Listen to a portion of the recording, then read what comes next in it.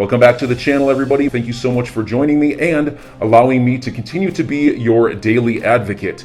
If you're new here or you're not subscribed for any reason, please do me a huge favor and hit the subscribe button. Thank you to all of you who have been watching and following me for so long. It truly means a lot, and I'm glad that I can be this person. The regulator accused the company and two of its executives of offering an unregistered security, the token XRP, beginning in December 2020.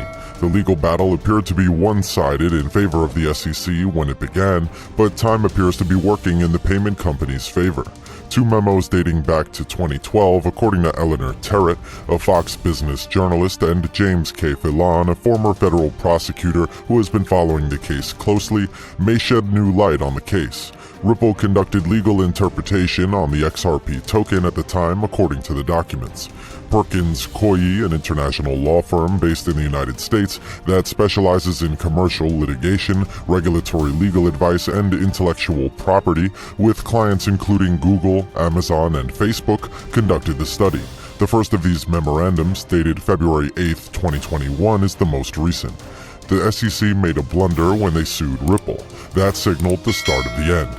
The unsealed memos have recently attracted the attention of the media and the XRP army, making it difficult for them to maintain their image. The SEC is losing ground day by day, and minor victories like the unsealing of memos have aided XRP significantly in the lawsuit. Jeremy Hogan, from the start, has been standing in the favor of Ripple. It is turning out that he was right all the time. He predicted that these unsealed memos will be able to help Ripple gain an upper hand in the lawsuit, and lo and behold, it has been. SEC currently has nothing against XRP, but we'll have to wait and see how things play out. At that time, Ripple co-founders Chris Larsen and Jed McCaleb were in the early stages of developing the decentralized network known as Ripple Network and its underlying token, Ripple Credits. According to the first report, XRP would have been classified as a security according to Fillon. As a result, the company revised its business plan and requested a second analysis from Perkins Coie, which was completed in October 2012. The second document was more upbeat, concluding that the token should not be considered a security, but it did mention the possibility that the SEC might disagree, as Fillon stated. The memos, according to James Fillon, show that the company intended to be compliant and that it was assessing any potential risk 5 years before the U.S. regulator became interested in digital assets.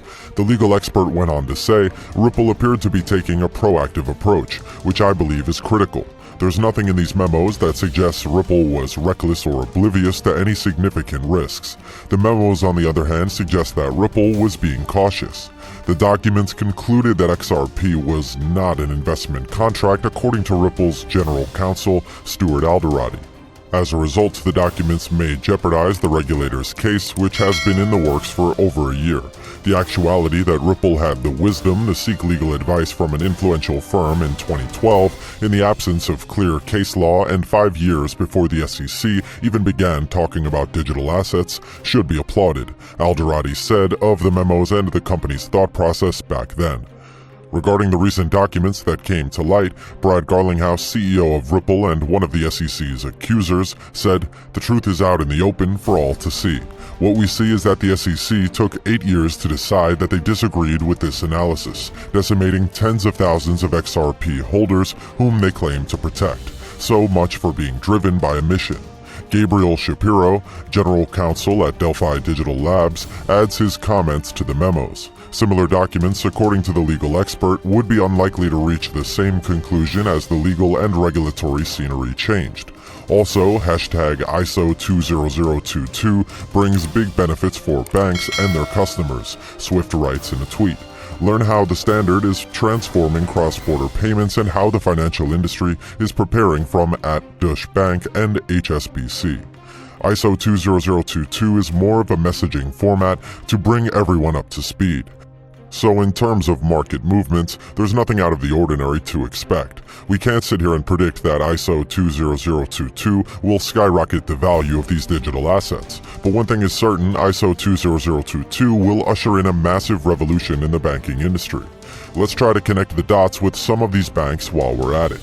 Deutsche Bank is the first in this list. This, on the other hand, has only a smattering of ties to Ripple. On the other hand, we have HSBC, which has a strong relationship with Ripple.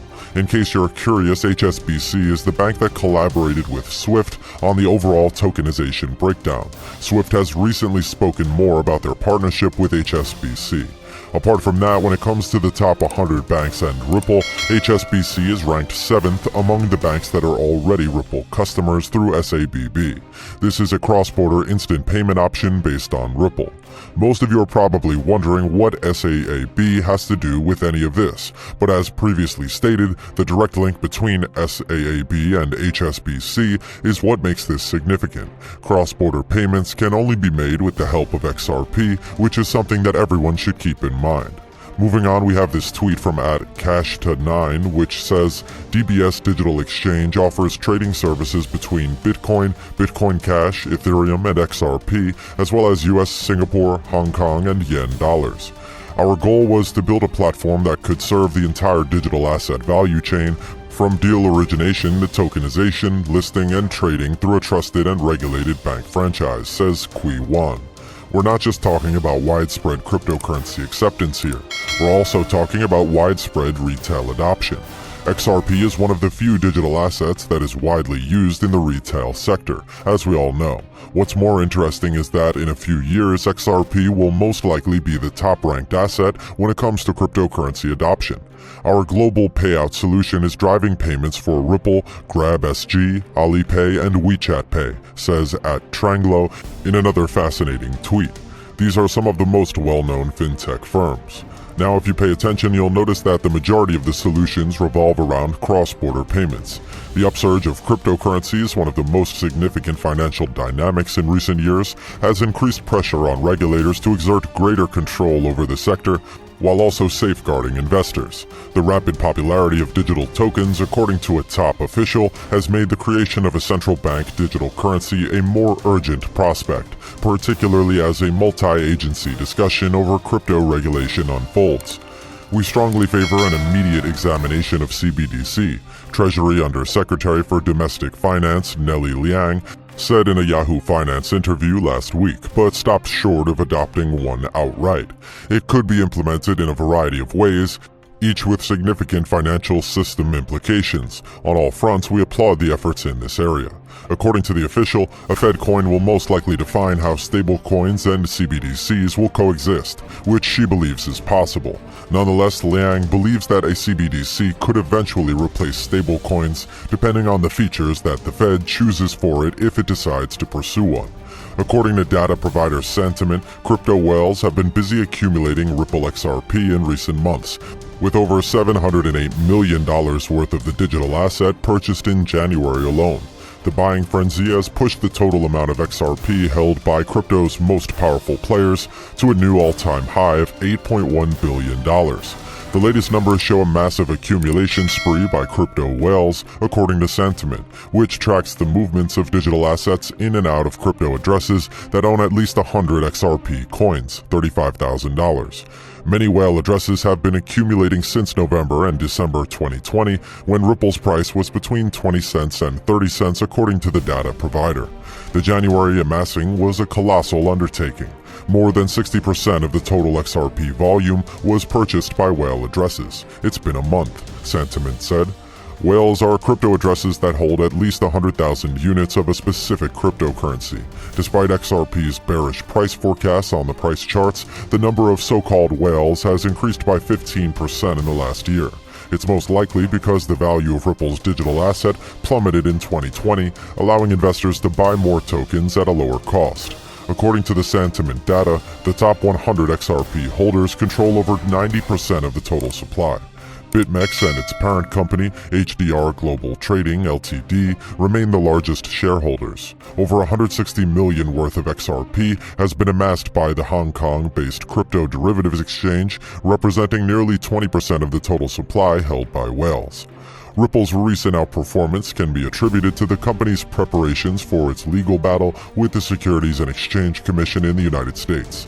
A massive transfer of over $400 million of XRP from Ripple Labs was stolen from an unknown wallet on January 31st, exactly 1 day before the firm's official response to the SEC lawsuit, according to Whale Alert data. This fueled speculation that Ripple had found an anonymous backer willing to foot the bill for a significant portion of its legal fees. Nonetheless, on February 16th, CEO Brad Garlinghouse officially debunked the rumors, saying, "I can say with confidence that Ripple is not funding the litigation with any of its XRP holdings." So enjoy your day, everybody. I'm always here for you. Leave any comments or questions below, and be sure to subscribe. But thanks, everybody. I really appreciate you. Enjoy your day, and I always have your back. So thanks so much, everybody.